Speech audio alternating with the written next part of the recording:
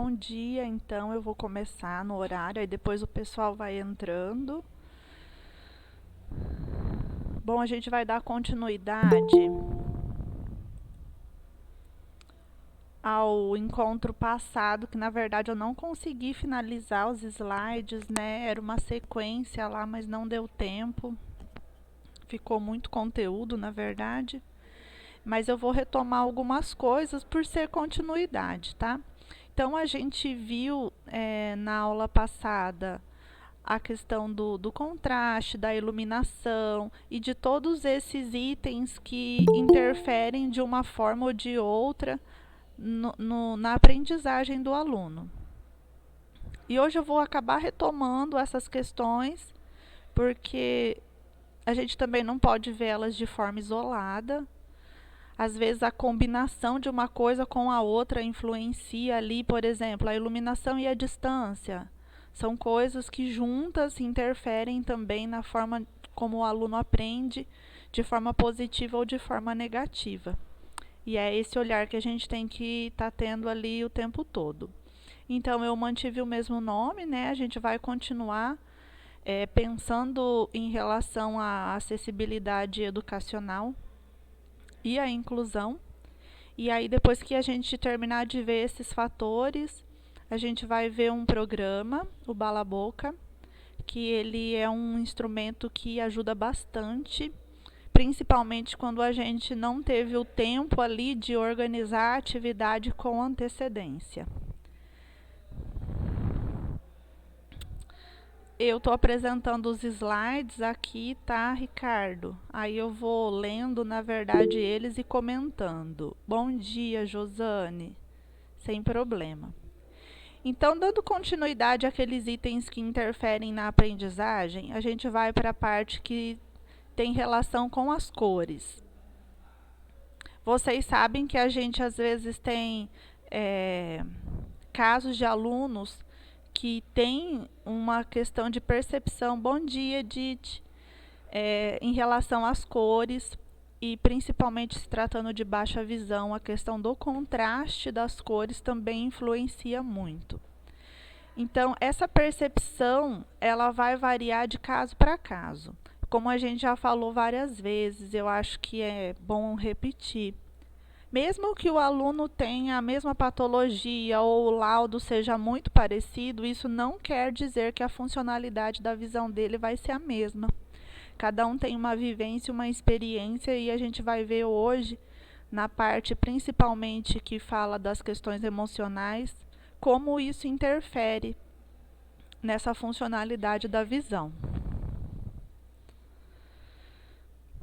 Então, em se tratando de baixa visão, a gente tem que entender que as cores combinadas favorecem essa melhora na funcionalidade, né? Então, em geral, as cores mais fortes, elas têm uma percepção, elas têm uma validade, elas têm uma referência melhor.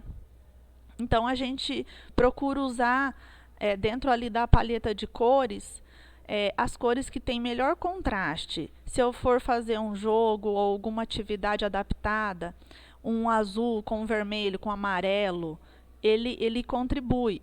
Diferente, às vezes, de um aluno que tem um comprometimento, se eu colocar o azul e o verde, ele tem dificuldade de diferenciar uma da outra. Então, são esses detalhes que a gente vai observando, e isso a gente vai conseguir comprovar ali durante o trabalho com o aluno. Eu preciso expor ele a essas cores, preciso disponibilizar esse material e ir conversando com ele. Ele que vai me dizer, mesmo sem saber. A provocação que vocês vão fazer com o aluno é que vai fazer ele mesmo entender aquilo que acontece com ele, porque muitas vezes ele também não sabe. Não sabe diferenciar, ou às vezes ele não percebeu isso ainda, porque ele estava tão habituado com aquilo que é difícil para ele compreender o que acontece com ele mesmo. Então, esse trabalho com as cores, ele se dá ali no dia a dia, e vocês vão avaliando no dia a dia do trabalho também, na rotina ali das aulas. Não é uma coisa, todos esses itens não são coisas que a gente faz de uma vez só. É um processo. Um dia eu observo uma coisa, outro dia outra. E aí, como eu falei, às vezes a gente observa as duas coisas juntos, distância e a imagem, distância e cor. Isso influencia, não influencia? Iluminação e distância. Então, às vezes, é a combinação dos dois fatores que vai me dar uma resposta. Então, não é a realidade da diagramação ou das ilustrações que vão influenciar tanto, mas a gente tem que juntar os fatores. É claro que isso importa, principalmente se a gente pensar no livro didático, que muitas vezes a qualidade das imagens elas não contribuem, porque elas são pequenas, às vezes preto e branco, você amplia, ela desconfigura, ou às vezes eles usam muitos tons claros. Se a gente pega, por exemplo, um mapa em relevo, por exemplo, que eles colocam vários tons de verde, de marrom com preto, nem a gente consegue distinguir direito aquilo, o que dirá um aluno com baixa visão. Então, às vezes, fazer o contorno das imagens com uma cor mais forte, mapas, figuras e formas geométricas, trazer recursos alternativos em relevo ou mesmo em material concreto, auxilia mais do que você querer, às vezes, ficar ampliando ou fazendo alguma coisa. Então, a gente tem que ir trabalhando essas possibilidades e descobrir qual é a melhor dela para cada aluno que a gente está atendendo ali.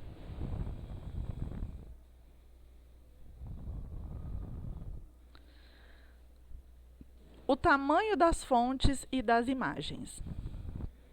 Vai entrar um pouquinho no que eu já estava falando, né? Então, há duas formas da gente fazer a adaptação para o aluno. Elas podem ser usadas ao mesmo tempo, combinadas ou não. Aí, de novo, a gente volta à especificidade daquele aluno que eu estou atendendo. Às vezes é necessário que ele aproxime essa imagem para que ele possa ver melhor, dependendo da patologia que ele tem, a ampliação em si não é a mais adequada, ou a própria ampliação em si. Então, a gente tem que saber diferenciar isso, e isso a gente só consegue descobrir no trabalho ali com o aluno no dia a dia. Que, de novo, eu vou falar, é muito específico. Baixa visão é uma especificidade muito grande. Então, às vezes, o que funciona para o aluno não vai funcionar para o outro. E aí é esse trabalho, é essa conversa, é esse diálogo, é essa convivência que vai trazer as respostas. E o que a gente pode fazer em relação a isso? Encontrar uma distância ideal, permitir que a criança aproxime o material dos olhos, de preferência, se ela tiver uma prancha inclinada, para não ficar numa posição, numa postura desconfortável, que canse mais. A gente já conversou sobre isso, que o fato da baixa visão ali, o aluno ter que se esforçar muito, o cansaço é maior. Então, se a gente puder diminuir esse cansaço usando esses recursos, é uma forma da gente estar ali ajudando o aluno, né? Mais uma forma de estar ajudando o aluno. Permitir que ele movimente a cabeça, posicionando ela dentro do campo visual que é mais adequado para ele. Porque também outra questão que a gente já viu é que, às vezes, a questão da baixa visão ela está relacionada com o campo visual. Então, existem vários fatores. Pode ser o campo, pode ser a diminuição da acuidade, pode ser uma questão da visão ficar embaçada ali. Então, tem várias coisas que a gente tem que observar em se tratando de baixa visão. Aí aqui eu trago de novo para vocês a imagem do tiposcópio, que é um dos recursos que a gente pode construir ali e que é de baixo custo, mas que ajuda bastante. Só que é como eu disse no encontro passado, não é só eu construir o material e dar ali para o aluno, olha, vamos usar assim. Eu tenho que fazer um treino, eu tenho que ensinar. E isso é um processo que leva um tempo. E aí aqui a gente vem no tipo e tamanho da letra, porque aqui a gente tem que pensar bem na questão de documentos acessíveis. E mais do que pensar em documentos acessíveis, treinar esse aluno para ele distinguir isso também. Eu falo treinar porque é um trabalho, é um processo, é uma técnica que a gente vai ensinar o aluno a usar. Então, quando a gente fala de tipo e tamanho de letra, existem algumas fontes que elas são mais adequadas. E aí aqui eu fiz várias imagens, eu vou falando e vou mostrando para vocês para a gente conseguir ter essa ideia de diferenciação. Existe uma fonte que foi criada nos Estados Unidos que chama a fonte. É uma fonte teoricamente específica para baixa visão, mas aí você tem que baixar ela. E ela se aproxima muito da Verdana. Então a Verdana ela já tem nos programas nos programas de texto ali, e a gente pode usar ela com tranquilidade. Por que se recomenda a Arial e a Verdana? Porque são fontes que elas não têm serifa, e a gente vai ver o que é a serifa ali. E também porque elas não são muito condensadas. Então, optar pela letra bastão, de preferência, né, a maiúscula, dependendo da qualidade ali, da funcionalidade da visão com o aluno. E aí volto na questão de que precisa ser testado. Você vai fazer em letra bastão, vai fazer maiúscula com minúscula e vai testando com o aluno ali para ver. O objetivo é que ele se canse menos nesse processo de leitura e escrita. É mais difícil para eles lerem a letra cursiva. Não é geral isso, mas pode acontecer, por exemplo, do aluno estar lá na sala, copiar no caderno e depois ele não conseguir ler o que ele escreveu, porque existe essa dificuldade mesmo. Então, apresentar o texto com fontes gradativas, de aumento, para poder descobrir qual é o tamanho ideal. O tamanho 24 é um tamanho assim padrão de letra, acaba atendendo a maioria dos alunos com baixa visão, mas também não é uma regra. Tudo que a gente fala aqui é questão de vocês testarem com os alunos para descobrir quais são as melhores opções. Então, olha lá, o que é serifa? Então, vocês vão ver que aqui já está uma letra diferente. Essa letra aqui, no próprio nome dela que está ali no final, eu nem sei ler esse nome, tá? Não sei ler esse nome, mas no nome dela já vem escrito assim, ó, condensada. Ou seja, as letras estão mais próximas umas das outras. Então, olha ali. A serifa ela é caracterizada por prolongamento nas hastes das letras. E visualmente, essas serifas elas ajudam a perceber as letras de uma palavra como um único bloco. Só que quando eu condenso ela para eu fazer a leitura mais rápida, porque ela forma um único bloco, para o aluno com baixa visão, ela não é o ideal, porque daí as letras ficam muito grudadas e existe a dificuldade de você distinguir uma da outra. A facilidade para a pessoa que tem uma visão ali normal é que ela deixa o texto mais fluido. Você vai lendo os blocos ali, porque muitas vezes a gente não lê todas as letras, a gente lê o início da palavra e já mais ou menos ali deduz o que é, e assim a gente faz uma leitura mais dinâmica. Então, a funcionalidade dessa letra é essa. Mas no caso de pessoas com baixa visão, e aqui a gente abre um parêntese também para os alunos que têm dislexia, esse efeito ele atrapalha a identificação das letras, torna a leitura mais cansativa e mais difícil. Então a gente evita, além de letras com serifa, as fontes muito condensadas, que é o caso dessa daqui que eu usei. Aí é o que eu já falei, né? Elas ficam próximas, elas ficam todas aglomeradas ali. E as letras cursivas e muito decoradas são letras que, às vezes, até para a gente dificulta a leitura. Pode ser linda, maravilhosa, aquelas letras todas desenhadas, cursivas, para fazer um convite a alguma coisa, mas não é o ideal. Ainda mais quando a gente pensa no aluno com baixa visão. Aí aqui eu trouxe para vocês uma letra com bastante serifa, ela é toda decorada, ela tenta imitar uma letra cursiva aqui. E Aí a gente consegue já diferenciar. Então, aquele primeiro ali era bem condensado, essa daqui também é condensada. E além da letra ser condensada, ela procura imitar as letras, a letra cursiva, né? O que complica mais ainda. E às vezes a gente encontra esse tipo de texto no livro didático. Eles colocam para, às vezes, dar uma diferença ali no texto, dar uma aparência, mas esse efeito visual ele não é, útil para as pessoas que têm baixa visão. Na verdade, acaba atrapalhando. Textos em colunas também são uma coisa que atrapalha bastante. E a gente vê que a maioria das provas de vestibular, Enem, elas são todas em coluna e com letras pequenas, por isso a necessidade da adaptação. Aí aqui a gente vê, eu fiz essa é a mesma, todos têm o mesmo texto que eu já li lá, né, o que é serifa. A única diferença é que eu fui mudando as letras. Então essa daqui é a verdana.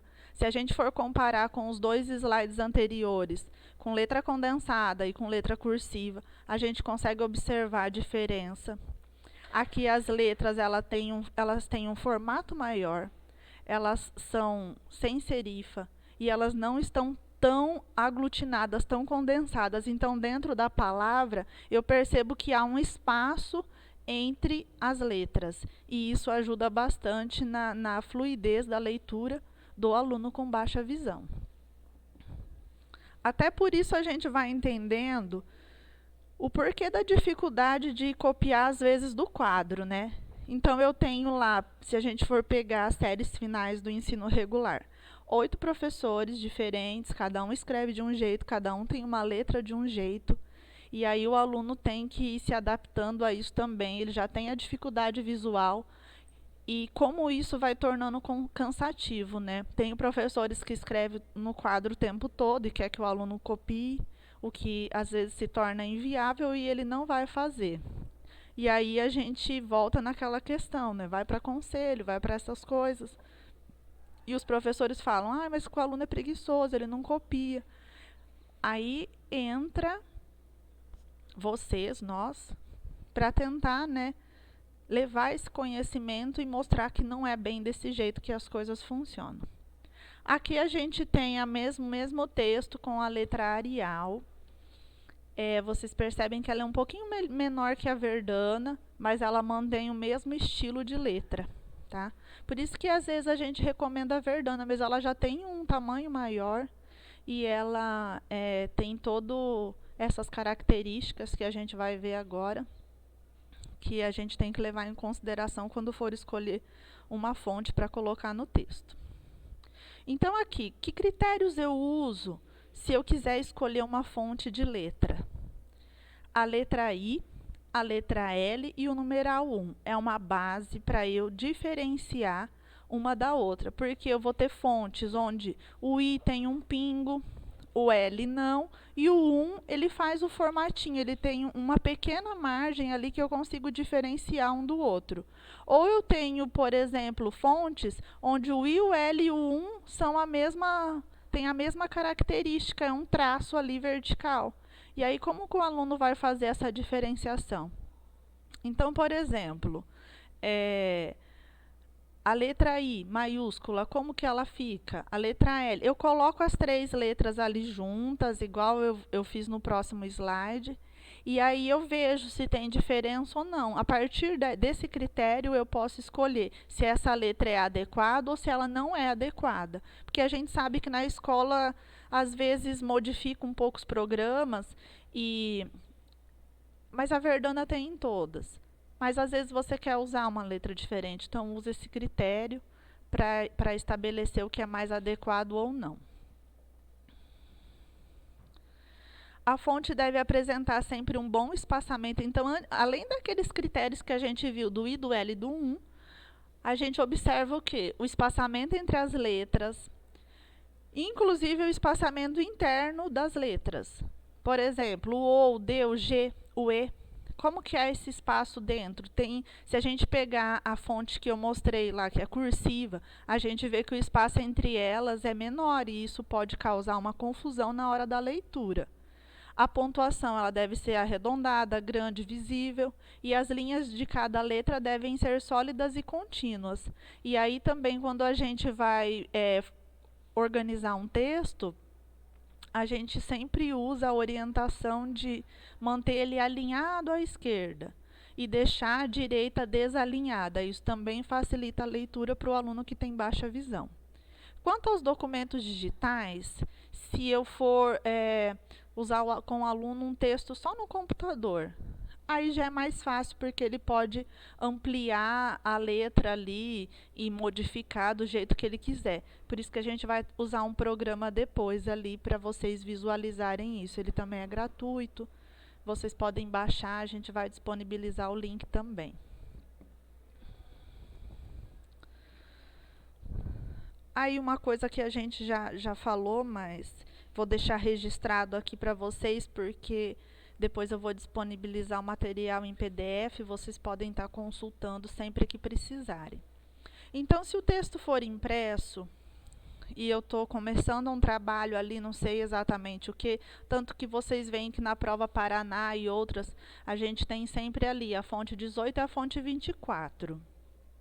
É uma padronização, porque se considera que se chega na letra 28, é considerada a indicação do Braille. Mas isso também não é uma regra e a gente vai analisando cada caso a caso. O porquê do 28? Passando disso, a gente já tem poucas palavras numa linha. E isso não facilita a fluidez do texto. Então, a gente tem que ir avaliando constantemente como isso influencia na leitura e na escrita e na aprendizagem desse aluno. Se não está favorecendo, a gente tem que rever. Mas aí entram muitas questões, é muito complexo chegar nessa definição. É um trabalho, na verdade, que deve ser multidisciplinar, sempre junto com o médico, a família, porque por mais que o professor ache que aquele aluno já tem que entrar no Braille, tem a questão da aceitação do próprio aluno e da família. Se isso for muito complicado, não vai ajudar em nada. Aí a gente tem que deixar, às vezes, o aluno, você sabe que não está rendendo, que não está facilitando, que o aluno está sofrendo com aquele processo, mas aí tem que ser uma decisão conjunta, a gente não pode impor nada, né?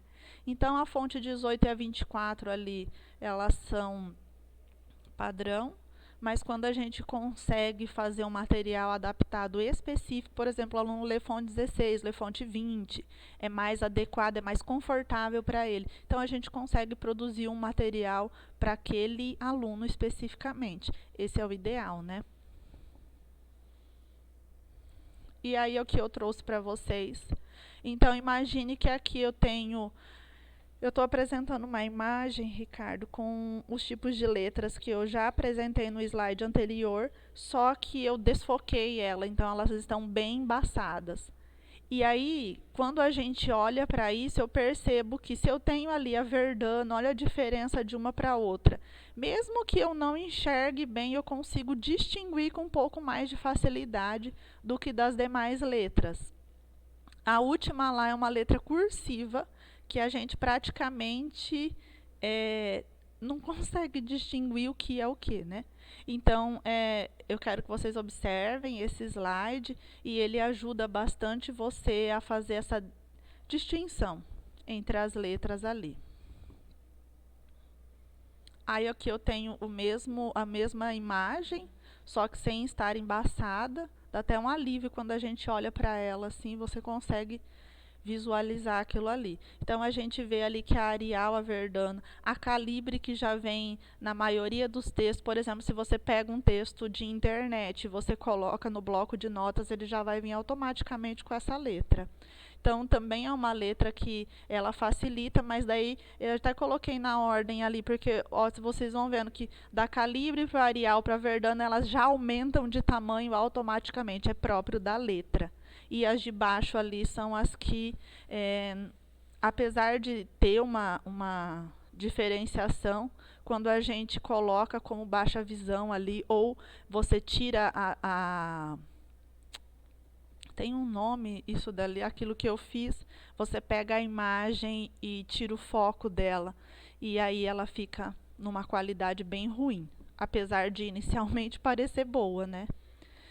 Esse daqui é um teste de leitura que tem na internet. Vocês podem pegar, tem vários testes com frases diferentes. E aí vocês veem que ele vai. Esse daqui é um teste de leitura para perto. E aí vocês veem que ele vai ali diminuindo o tamanho da letra para a gente ter ideia. Então, esse é um teste que vocês podem usar para fazer com os alunos para descobrir o tamanho da letra. Mas assim, o que eu gosto de fazer é fazer um documento no Word para eu saber o tamanho da letra que eu estou usando em cada frase. Porque aí a gente consegue direcionar melhor, para aquele aluno letra 20, para o outro aluno letra 16. Dá para fazer de 2 em 2, né? De 20, 18, 16, 14. Ou mais até, se precisar, né? Dependendo do aluno. Aí vocês vão conhecendo e vão conseguindo montar um arquivo de teste de leitura para perto, que é o mais ideal para o aluno que vocês estão atendendo ali. Aí, como que a gente pode orientar o professor do regular em relação a isso? Então, a gente viu ali a questão da leitura para perto, né? Que eu posso orientar o professor a fazer uma avaliação com uma letra maior, mais adequada, com alinhamento à esquerda. E aí, as outras orientações. Escrever na lousa com uma letra maior, se possível. Aí a gente tem que também avaliar o campo visual do aluno, se ele tem uma perda visual, ou às vezes tem aluno assim que ele não enxerga de um olho e enxerga só do outro, então o posicionamento dele na sala de aula também precisa ser revisto. E aí, inclusive, o professor vê isso, né? Então, se o aluno tem uma dificuldade visual, ele não enxerga do olho esquerdo, mas ele tem uma perda visual no olho direito. Então, como que eu vou posicionar essa letra no quadro? Mesmo que seja maior, com espaçamento entre as palavras e a linha, será que ele vai poder escrever no quadro todo? Então, são essas questões que a gente tem que rever. Se ele precisa escrever no quadro todo, então fornecer o material para o aluno com antecedência para que ele não precise ficar copiando, porque ele nunca vai dar conta de copiar a mesma coisa que os demais copiam. Aí ele tem que ter, então, um documento que possa auxiliar ele nesse processo. Reduzir a quantidade de imagens. Será que é necessário usar tanto imagem quanto a gente usa? Principalmente se a deficiência visual dele causar um encolhimento do campo visual periférico. Então, aí a gente reduz o tamanho da imagem ao invés de ampliar a imagem. Então, são várias questões em relação à imagem. Rever a necessidade de usar tantas imagens. Se tem uma deficiência de campo visual periférico, diminuir o tamanho da imagem. Se é outra patologia, ampliar a imagem, deslocar a imagem direita, esquerda. Então, eu vou avaliando essa questão. Mas a gente sabe, no próprio livro didático que a gente faz as adaptações aqui, existem muitas imagens que a gente fala que são ilustrativas. Na verdade, elas não servem para nada, elas estão ali só para deixar o livro mais bonito. Então, qual é a necessidade de ficar usando tanta imagem? E aí a gente tem o recurso que a gente vai usar, né, que é usar o computador para fazer a adaptação, tanto de imagens como de fontes. E aí a gente levar em consideração, né, a uniformidade dos caracteres e dos espaçamentos. E aí, outra opção, tentar fazer uma cópia, mas é aquela questão que eu já falei para vocês ali. A fotocopiar, muitas vezes, a qualidade da imagem já não é boa. E quando eu faço uma cópia, às vezes ela piora mais ainda. Então, rever mesmo a necessidade do uso da imagem. Apesar da gente saber que ela é muito usada, né? Tanto nos livros didáticos como no ensino. Em relação à didática, as metodologias ali e as adaptações, que daí não são voltadas ao material mesmo, mas em relação à organização, à disposição ali da própria sala de aula.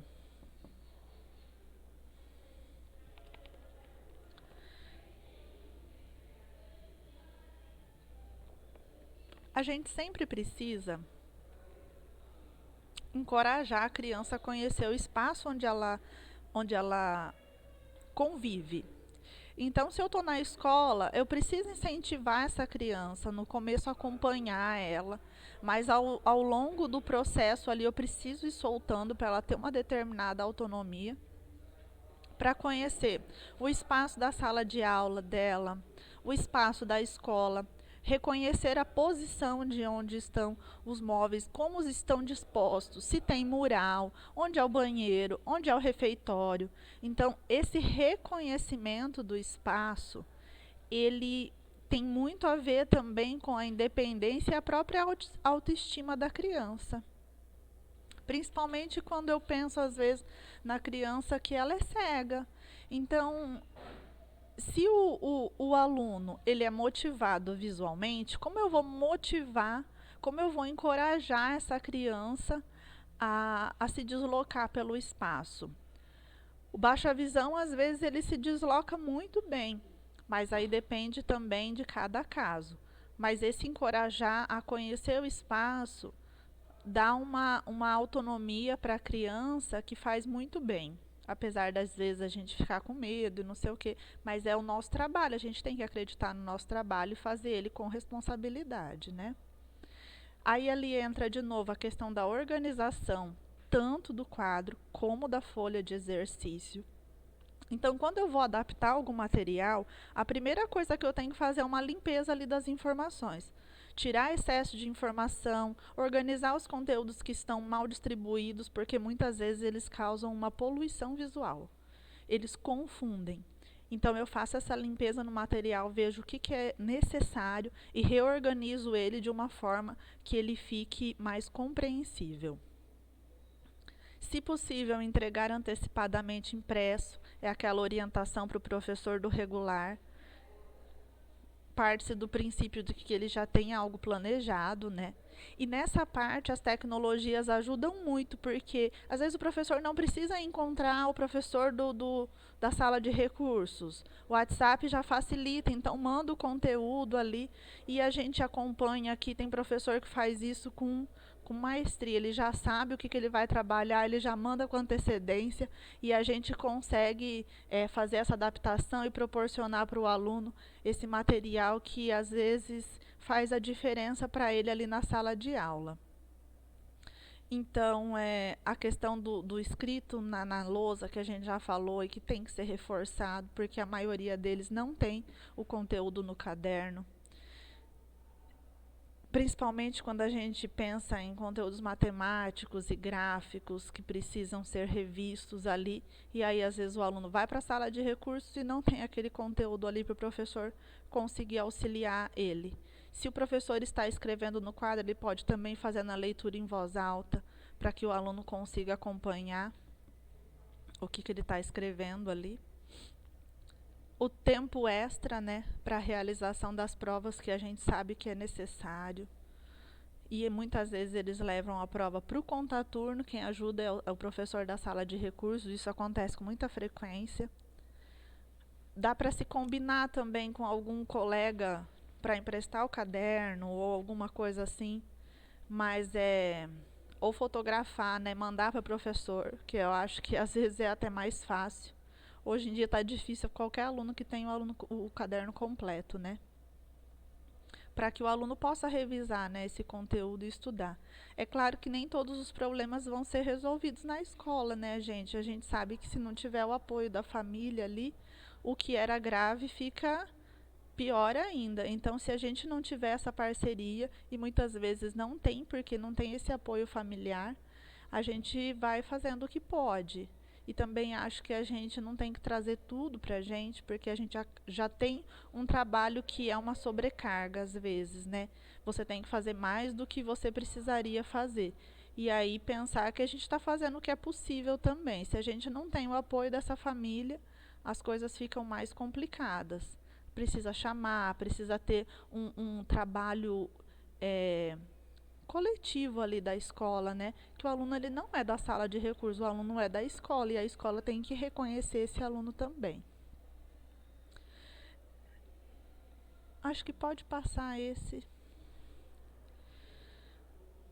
Aí, como a gente já falou da questão do uso excessivo de imagens, tanto em livros didáticos como nas aulas, outro recurso que às vezes facilita é você fazer a audiodescrição daquele conteúdo, daquela imagem ali, principalmente se ela tem algum significado importante dentro daquele conteúdo, que é a primeira coisa que a gente vai avaliar. Quando eu falei para a gente fazer uma limpeza ali do conteúdo, em relação a isso, às vezes o exercício tem uma imagem ali, ela é essencial para que o aluno possa responder aquela questão ou não? É a primeira reflexão que eu faço ali. Se ela é extremamente necessária, então eu vou audiodescrever. Qual é a diferença entre descrever e audiodescrever? Quando eu faço só a descrição, é uma coisa mais breve ali, sem muitos detalhes. Já na audiodescrição, eu preciso colocar detalhes, tem uma sequência ali que eu sigo para fazer isso. Eu vou disponibilizar depois um arquivo para vocês que ele tem um passo a passo ali de como você fazer uma audiodescrição. Acontece muito, por exemplo, em livros de história, que eles colocam um quadro lá e às vezes eles perguntam até de cor, qual o significado da roupa vermelha e tal. Então, quando eu tenho exercícios que são muito específicos de imagem, a audiodescrição às vezes é o melhor recurso que eu tenho para usar ali com o aluno, porque se eu fizer uma descrição, às vezes ela fica longa demais, o aluno leu lá no começo, mas até ele chegar no final ele já esqueceu. Se for eu, por exemplo, é desse jeito, leu lá no começo e o negócio for muito longo, chegou no final, eu já não lembro mais o que eu li no começo, aí você tem que voltar. Então, às vezes, o recurso da audiodescrição, ele vale mais do que a própria descrição. E aí, na própria imagem que eu tenho, o fato se eu for fazer uma adaptação, alguma coisa assim, simplificar ela. Deixar só aqueles detalhes que eu já li no texto, que eu já li na questão e que eu sei que é relevante. As outras eu nem não tem necessidade, às vezes, de você ficar relatando. Expressar verbalmente para o aluno, como a gente já falou, porque às vezes o professor faz até um gesto, alguma coisa para demonstrar, mas ele não tem aquela visão ali perfeita, então ele não consegue distinguir exatamente ou uma expressão facial ou um gesto. Às vezes ele vê, mas ele não conseguiu distinguir uma coisa da outra. Então, se expressar verbalmente tem mais valor. Dirigir a ele sempre pelo nome, evitar advérbios como aqui, ali, ou ser mais específico possível. Isso daqui é complicado, né? Mas assim, eu acho que a gente tem que começar, porque senão as coisas nunca vão mudar, né? Mas se for possível promover uma aula mais dinâmica, onde não conte só a questão da cópia do quadro, que tenha outras atividades, reveze uma cópia com um ditado, uma atividade individual, com uma atividade em grupo, porque isso reduz o cansaço visual. A gente já conversou sobre isso, principalmente em relação à questão do aluno se cansar mais facilmente por ter que ficar lendo muito, muito, muito. Então, eu acho que para qualquer aluno, né? Eles ficam ali, agora ainda, se a gente for pensar o ensino médio que aumentou o tempo de aula, são 5 horas ali de aula, né? Sentado, lendo, escrevendo, copiando. Então, será que, de repente, não seria mais produtivo uma aula mais dinâmica? Agora, aqui a gente vai entrar numa questão que também influencia no fator da funcionalidade visual. Quando a gente pensa numa avaliação de um aluno com baixa visão, a gente precisaria pensar nos processos de multidisciplinaridade, porque não é só uma questão de avaliação ali do professor.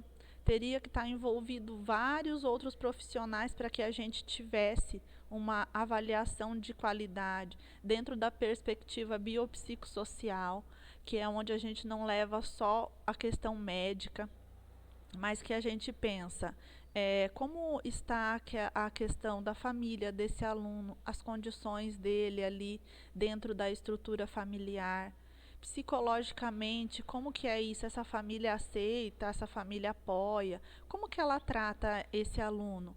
E aí entra também a questão do biológico, né? Apesar dele ter uma certa preponderância ali, ele não é o que define. Então a gente vai ver aqui como esses processos influenciam.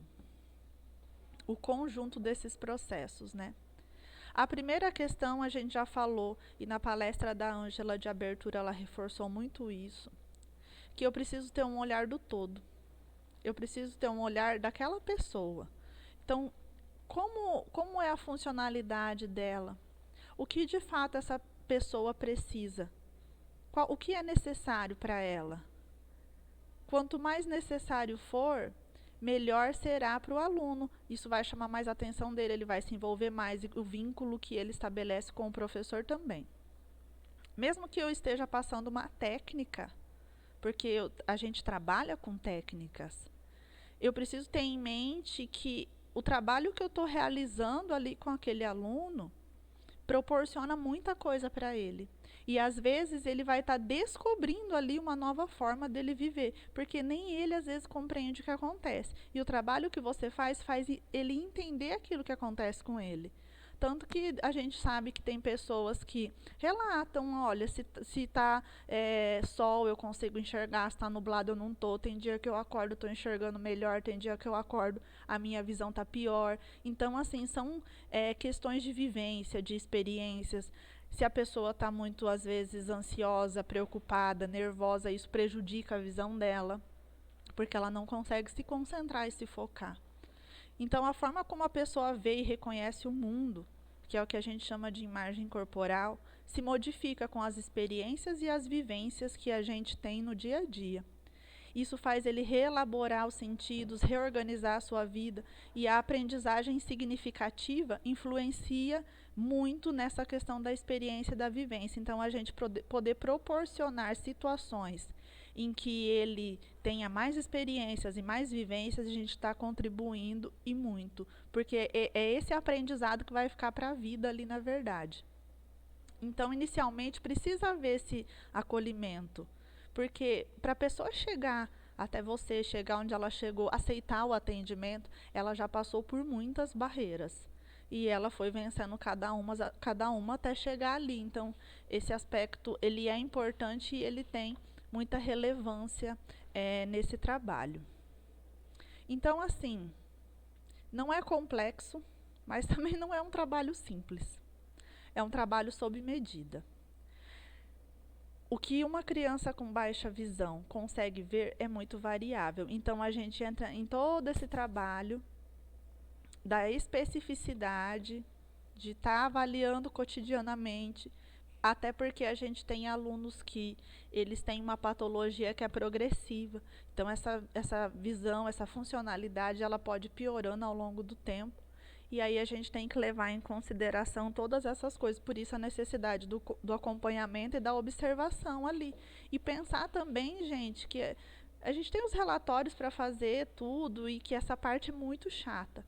Mas essas observações, essas anotações que vocês fazem no dia a dia, juntando todas elas de todos os dias, é o que deveria virar o relatório ali. Até para a gente não ficar se estressando tanto e deixar acumular tudo lá para o final. Agora a gente vai entrar no programa. Vou apresentar para vocês. O Ricardo vai me ajudar um pouco em relação a algumas partes de configuração. Esse programa ele é gratuito.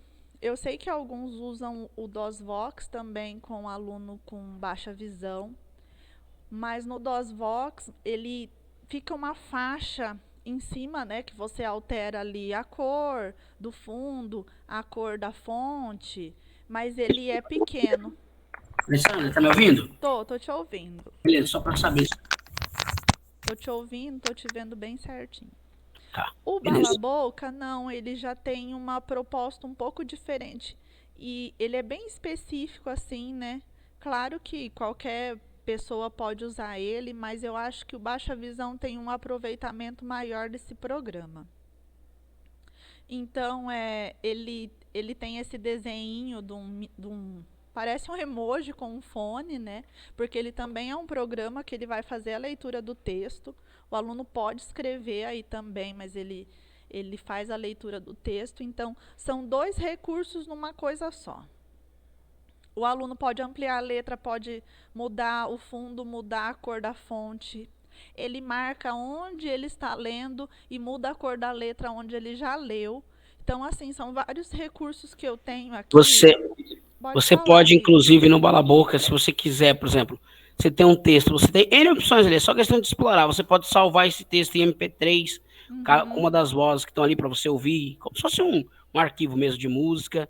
Você pode, como a Alessandra falou, configurar daí, ela vai mostrar, mas você pode configurar a velocidade da voz, tipo de voz que você usa. A parte do ampliado eu não sei muito bem, que daí ela que olhou, como eu não vejo, né, então não uso, mas ele é bem, esse programa é um programa bem bacana mesmo, bem intuitivo também. Os menus dele é parecido com o menu do Windows, do Word, principalmente no Word no Office 2003, ali tem os Isso menuzinhos mesmo. bonitinhos. Bem simples de mexer. Então, ali a gente tem a voz, né? Você pode escolher a voz que. A gente viu que no menu ali em cima é igual o Ricardo falou, é muito parecido com o Word. Então, eu tenho arquivo, editar, texto, fala, voz, opções, exibir, ferramentas, marcador e ajuda. É muito parecido mesmo com o do Word. E aí, a primeira configuração que você pode fazer é entrar ali na voz e escolher a voz. Dá para baixar a voz. A Ana colocou no chat ali para vocês o link para baixar esse programa, tá? Quem tiver interesse, mas vale muito a pena. Então você vai na voz ali. Se precisa, inclusive, gente, se precisa trabalhar texto em inglês, que você quer que o aluno escute esse texto, como que é ali em inglês, ele Isso tem a mesmo. opção de você ouvir ele em inglês. E é diferente, por exemplo, do DOSVox, né, Ricardo? Esse daí ela lê A bem única coisa certinho. que você precisa fazer se você for ouvir inglês é trocar a voz do Isso. lado, porque não adianta você querer colocar ele para ler inglês com a voz em português, que ele vai ler o inglês, não fica legal. Então você tem vozes em inglês, né? No Windows já tá vindo, né? E não só em inglês, se você tiver uma voz em espanhol instalada, você Isso, consegue, você pode. é só trocar. Só que você não pode esquecer, o aluno não pode esquecer que se ele vai ler um livro em inglês, ele tem que usar uma voz em inglês. E aí os menus, algumas coisas ali, se ele, dependendo do que ele for ler, ele pode acontecer do programa ler em inglês também. Então Uhum. ele vai ter que tomar esse cuidado. Depois ele troca para o português. Os menus não, porque os menus ele vai usar o leitor de tela, né? Mas, por exemplo, no caso de leitor de tela, que você tem também a mesma opção de você trocar, eu posso trocar a voz do NVDA se eu tiver uma voz em inglês para inglês. Ele vai ler tudo em inglês. Só que aí o tudo é tudo mesmo. Então por isso que a gente nunca aconselha você mudar a voz de leitor, né? Quem não tem muita experiência. No caso do Bala Boca, a voz é mais para leitura de texto. Então você troca, ele lê lá em, digamos assim, inglês, depois você vai e muda pro idioma que você, de origem, no caso que é o português, e aí, fim de papo, dá tudo certo. Então, ali onde a gente está mostrando é a opção de voz, é bem simples, né? Já está escrito voz ali. E aí você troca a voz lá embaixo, né? A gente tem duas vozes ali, a da Maria e a da Zira, que ela lê em inglês. Mas depois você tem ali, ó, a velocidade, a tonalidade, o volume. E aí você pode ir configurando de acordo com o uso do aluno, porque a gente sabe que conforme um aluno vai usando, ele vai aumentando a velocidade da voz, porque ele vai aprendendo a ouvir, aquilo lá é um treino do ouvido, e ele vai escutando cada vez mais rápido, porque isso é produtivo para ele. E aí a gente vai colar um texto ali. Você pode ir em abrir arquivo se você quiser, mas aqui a gente vai colar um texto, tá? Aí ele tá com a letra ali normal. Você pode falar, Ricardo. Inclusive, ele abre arquivo em doc, em PDF, Uhum. você pode ir lá em abrir e selecionar dentro de uma determinada pasta e ler, como ela falou. Agora, é, eu não, eu não sei, até imagem, se eu não me engano, na questão da ampliada, eu acho que ele mostra, né, Alessandra, se eu não me Sim. engano. Eu não falo com propriedade, que como eu não vejo a tela, nunca me aprofundei na questão do ampliado, mas ele é bem completo mesmo. E como eu disse, vocês podem, inclusive, salvar um texto em MP3 se quiser posteriormente para ouvir no pendrive, em qualquer outro lugar. Isso. Então ali a gente selecionou o texto, aí eu vou lá em ferramentas para poder ampliar esse texto, em exibir. Isso. Ali em exibir também, ó, eu tenho idioma, fontes e cores, e aí eu tenho ali font size.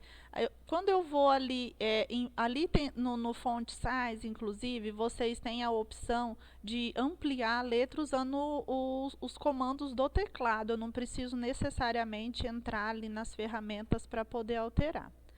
Aí a gente vai ali em fontes e cores, só para vocês verem que dá para a gente aumentar, mudar a fonte. Então, vocês veem que ali a gente tem as opções, né, de fonte, igual a gente já conversou. Você pode escolher uma fonte mais adequada ali, e aí a gente vai fazendo aqueles testes para ver qual a melhor opção, porque o Verdana eu acho que ele tem em todas, né? Tem aí, né?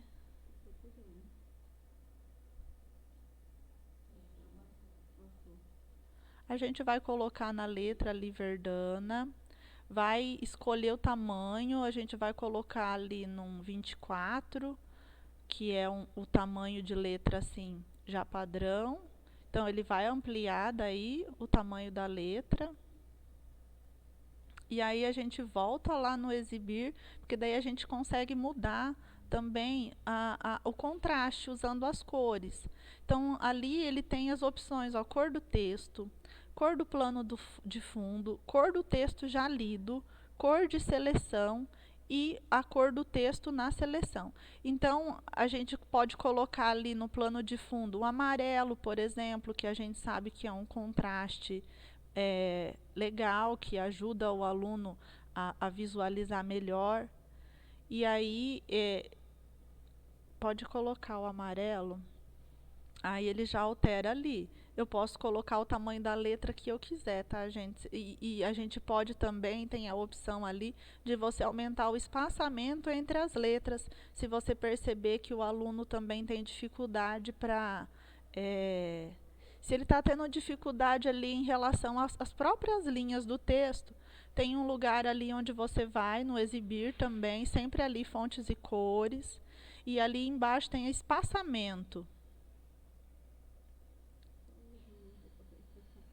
A gente vai diminuir o tamanho da letra aqui porque ficou um pouco grande, colocamos numa letra enorme. E como você falou, tudo tem os atalhos, né? Se a pessoa depois ela pode, ela aprendendo, ela vai dando as teclas de atalho ali. Isso, por exemplo, para você alterar essas coisas, você precisa exatamente entrar ali no menu? Não, você pode dar Ctrl B que ele vai abrir essa configuração específica, e aí você vai alterando e vai testando com o aluno e coloca uma cor e coloca outra. Aí ali, ó, espaçamento é onde a gente aumenta a distância entre as letras. Então, se eu acho que está muito, eu aumento, eu diminuo. E aí, assim eu vou testando com o aluno para melhorar ou não aquela qualidade ali da imagem para que ele possa ler. E ali, ó, você vê que você vai mexendo, ele já vai mostrando como que vai ficar. Aí você altera, ele é um programa assim bem intuitivo, como o Ricardo falou, não é difícil de mexer e não tem que ter medo, gente. Às vezes a gente baixa o negócio, fica com medo de mexer nele. Ah, mas e se eu estragar alguma coisa, não sei o que? Não estraga, não tem problema nenhum. Se tiver dúvida também é só mandar mensagem aqui que a gente consegue corrigir o problema com facilidade. Vocês veem que tudo ali você pode fazer e desfazer, então não tem assim muita dificuldade em relação a isso. E E qualquer aí, coisa, aí você não salva o arquivo. Você fez exatamente. uma caca ali, você pega e ó, não Quando salva. você for fechar, né, Ricardo, você escolhe a opção não salvar. Eu sempre sugiro, cria um outro arquivo com nome diferente, sei lá, aula de biologia ifenteste.doc. Nesse arquivo, você faz tudo que tinha que fazer, salva, apaga. O original você deixa ali. A hora que você tiver segurança, você aí, sabe? Porque, na verdade, a intenção do Bala Boca não é nem para você produzir arquivo, é para você trabalhar com ele. Você amplia, leu, fez o que fez, sai. Ele nem vai salvar, na verdade, a não ser que você queira salvar. Mas é ensinar o aluno a trabalhar com o arquivo. Agora, depois, se você quiser alterar e salvar, ele tem essa opção também, se eu não me engano. Ele acho que dá para você salvar também. Dá Só que sim. você não pode esquecer que se você salvou e com o mesmo nome do original, aquele arquivo vai alterar, né? Sim. E aí, para a gente, então eu já configurei o arquivo ali, o aluno leu um pouco, cansou, eu quero ouvir a leitura do programa. Aí a gente tem lá em cima, na barra de ferramentas ali, os títulos, e embaixo a gente tem os ícones. Aí tem o play ali, e você vai, clica nele. Eu não consigo compartilhar com vocês o áudio, mas vocês vão ver ali que a hora que clica, ela vai lendo e vai passando as palavras que ela está lendo, e o texto que ela já leu vai ficando de uma cor diferente para o aluno saber, de repente, onde ele parou, o que ele tem que continuar. Então, Eu vou é bem tentar bacana. aqui para vocês, Alessandra, a lista de teclas de atalho do Bala Boca, daí eu Sim, escolho eles no grupo. Que daí tem atalho para tudo quase. Daí, conseguindo a lista, eu mando no grupo de baixa visão, que daí facilita um pouco mais até para o aluno, né? Porque daí não tem que ficar entrando em exibir, ferramenta. Você tem a... exatamente. Porque Vou ver se eu... dependendo da qualidade da visão dele, é muito difícil ficar enxergando a setinha ali, né? Eu até acho que dentro da opção ajudas ali dá para salvar isso. Eu vou tentar ver, gente. Não prometo, mas eu vou. Se eu não conseguir, eu peço numa das listas que eu participo aí para ajudar vocês. Então, esse é o básico do programa, tá? Depois tem, claro, como o Ricardo falou, outras opções que a gente, na verdade, é, acaba explorando conforme a necessidade, né?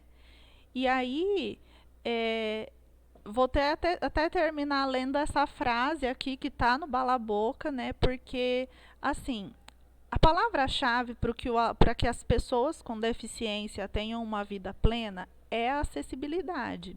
É isso que vai permitir a ação do indivíduo no mundo e proporcionar para ele um bem-estar psicológico.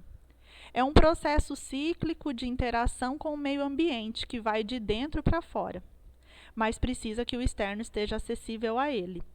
Para que a gente possa realmente proporcionar uma vida plena, eu preciso da acessibilidade do ambiente. Mas eu também preciso que o meu aluno saiba usar aquilo que ele tem de acessível para usar. Então, eu preciso proporcionar para ele a maior infinidade de recursos que eu puder. E aí ele vai escolher o que é o melhor para ele. Só ele pode fazer essa escolha. Mas a nossa função aqui é proporcionar esses recursos. Porque também não adianta existir a acessibilidade, existir o recurso e o aluno não souber usar. E aí, aqui eu queria até compartilhar uma história com vocês, que eu acho que a história ela marca, né?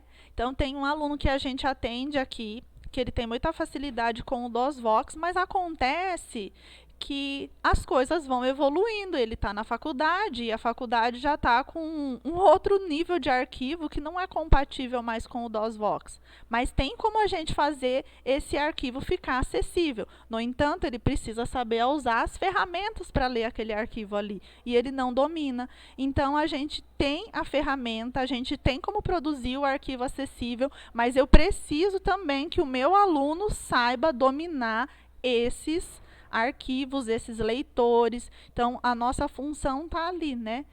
A acessibilidade existe, a gente já sabe que é pouco, mas o que tinha que melhorar muito externamente, mas a nossa briga é essa, né? E eu acho que as pessoas têm que se fazer presente ali, elas têm que ser vistas para que a coisa possa evoluir. E aí a gente entra aqui ajudando o aluno a saber utilizar essas ferramentas de acessibilidade, né? Não sei se você quer complementar alguma coisa, Oi, Ricardo. oi, tá me ouvindo? Tô. Então, eu vou dar um exemplo bem meu mesmo. Tipo, eu uso dois leitores de tela no celular, que é o Jeisu, que é um leitor chinês lá, que tem em português, e o outro é o Talkback. Praticamente eu não uso o Talkback para quase nada. Mas, por exemplo, quando eu quero copiar um código de barra para pagar uma conta, não sei por que esse leitor que eu uso não dá certo no Xiaomi, que é o aparelho que eu tenho. Então eu tenho que ir lá no Talkback usar um comando dele para copiar o código de barra e colar lá no banco para pagar a conta, que geralmente o código de barra se usa para isso, né? Para pagar a conta lá. Então faço isso com a Copel, com a Sky, enfim, com as coisas que eu costumo pagar. Uso um leitor para isso e depois para colar eu já posso usar o outro. Que engraçado, que colar ele cola bem. Então, nós temos dentro do mundo das pessoas cegas muita coisa assim. Eu uso o NVDA, não uso mais o JAWS. Ou então eu uso o iPhone, o Android, eu uso um leitor X, não quero mais saber do Y. Cara, não dá para, não precisa ser assim. Você pode usar o DOSBox ainda. A Alessandra trabalha comigo, ela vê, eu não abro mão do DOSBox no meu computador.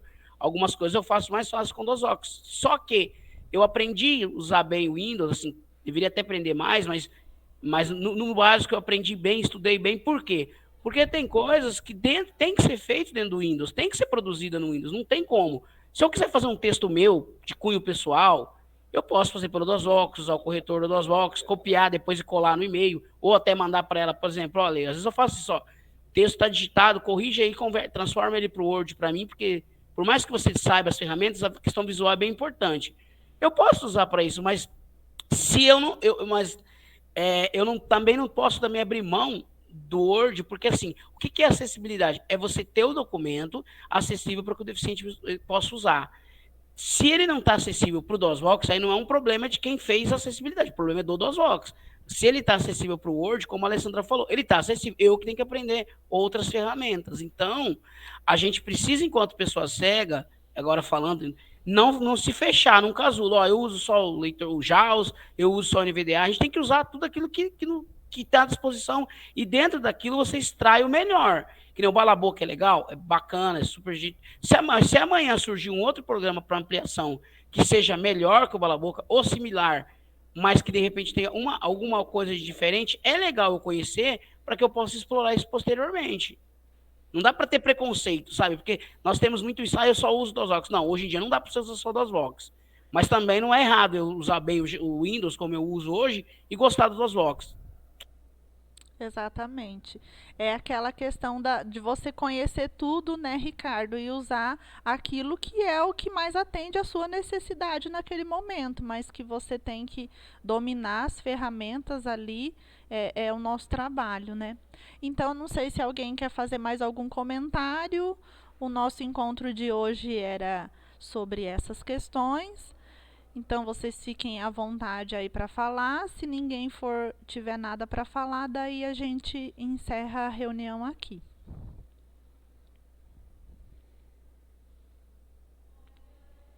Oi, Patrícia, agora que eu te vi aí quietinha.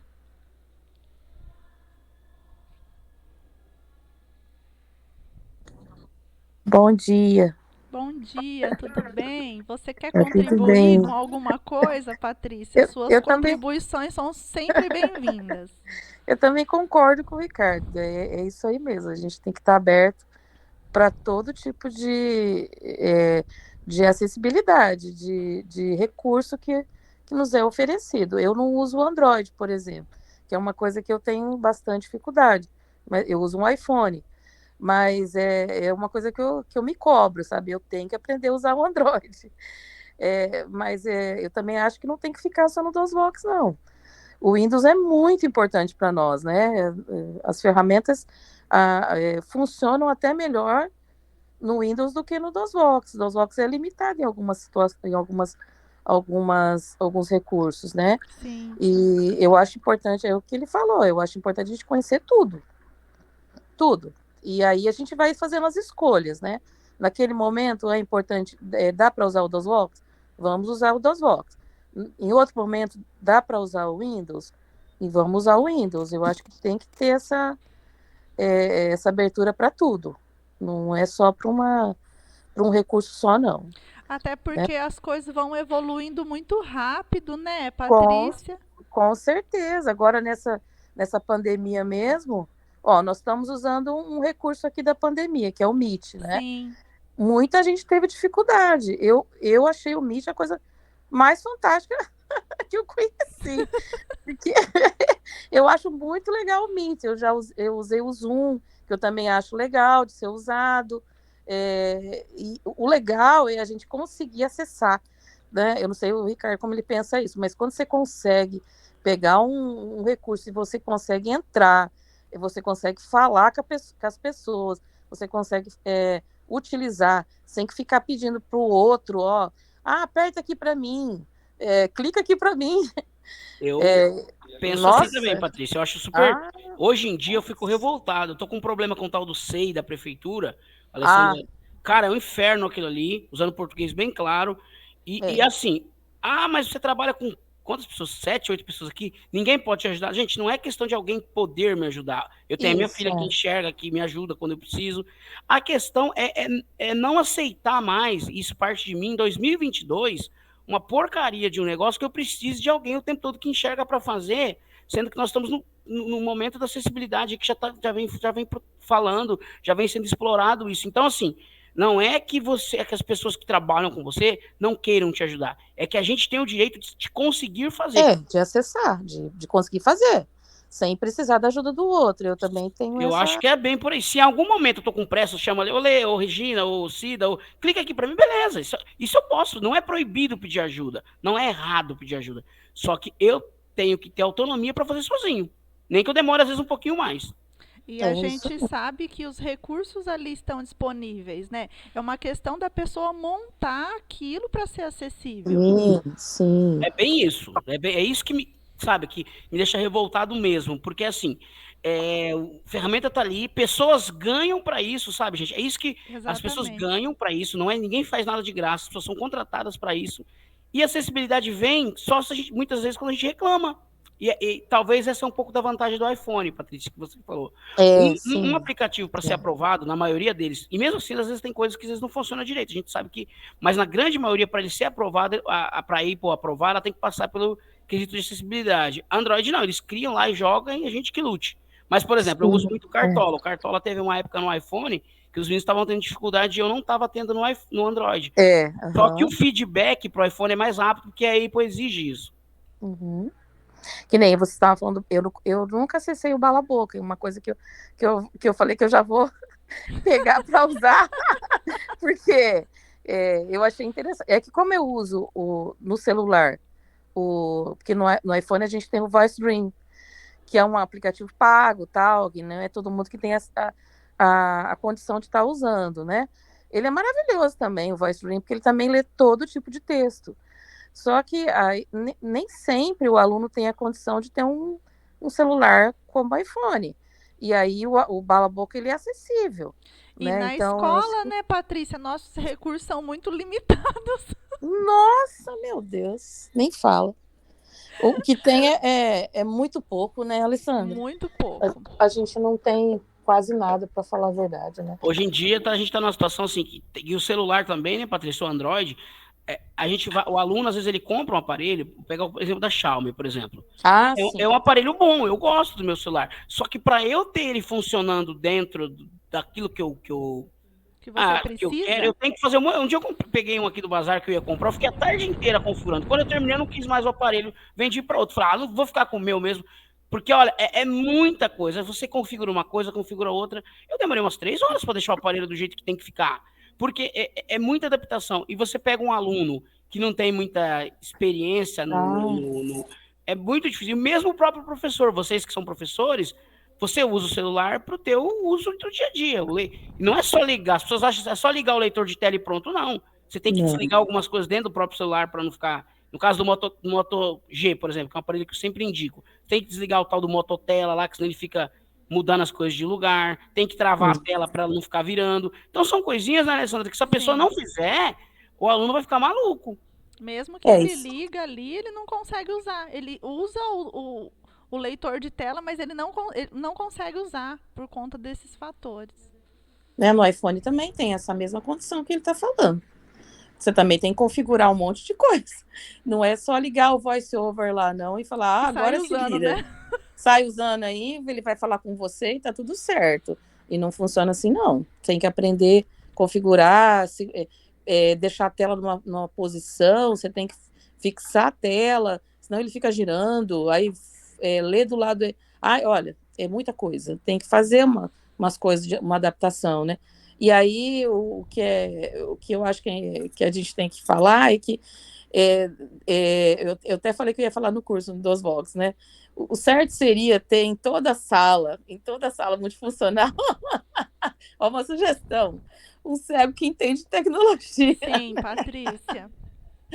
Porque o professor, tudo bem, ele vai ter essa abertura para aprender os programas, aprender a tecnologia, Mas tem coisas que nós fazemos e né, quem enxerga não, às vezes não consegue fazer da mesma forma. É o Porque a gente que, usa atalhos, a gente sim, usa é o outros que eu falo mecanismos. para o Ricardo, né, Patrícia? A É, diferença é assim, eu como professor ensinar e vocês como usuários daquela ferramenta, nunca isso. vai ser igual, entendeu? Nunca vai ser igual. Não, é Então, é verdade. muito importante você ter contato com uma pessoa que realmente usa, que ela precisa daquele programa. Essa é a nossa briga. A gente já brigou, É inclusive por em isso que alguns eu, lugares, eu né, valorizo Ricardo, por muito, conta disso.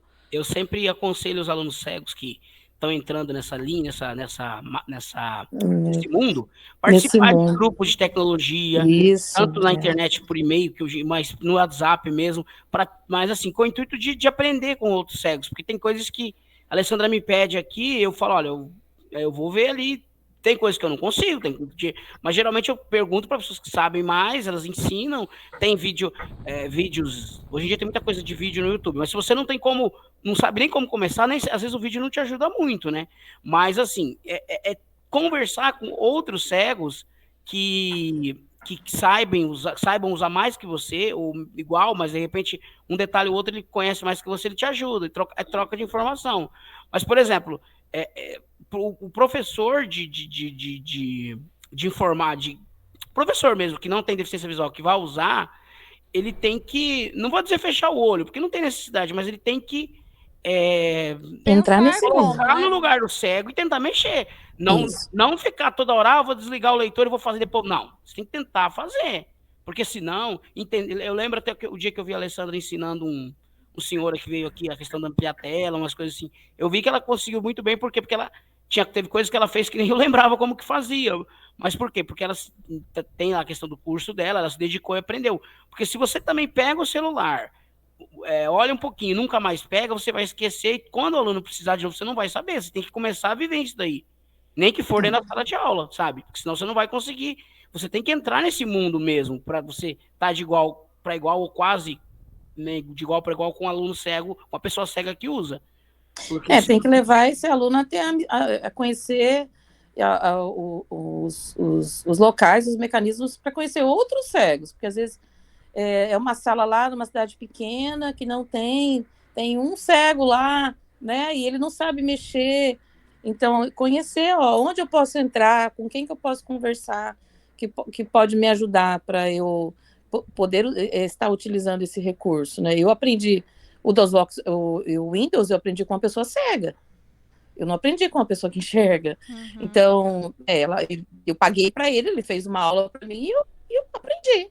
Agora, é aquela coisa, você tem que buscar, né? Não Tem. adianta ficar esperando, né? Do professor ou mesmo. Mas esse professor tem que indicar os caminhos, né? Eu acho que pelo menos os caminhos, né? É o mínimo. E É o mínimo. proporcionar, né, Patrícia, esses momentos Isso, de troca com os pares. Isso é isso. muito importante, Uhum. gente, Eu muito acho também importante. acho. Mas então, hoje seria isso. Eu vou encerrando a reunião por aqui, que a gente já ficou conversando e passou até um pouquinho do horário. Sim, Mas a gente continua conversando, tá? Qualquer dúvida, estamos à disposição aí. Vocês têm o telefone do CAP. Obrigada aí, Patrícia e Ricardo, por toda a Valeu, contribuição de gente. vocês. Um bom dia e mais tarde eu disponibilizo a gravação, tá? Abraço, gente. Tchau.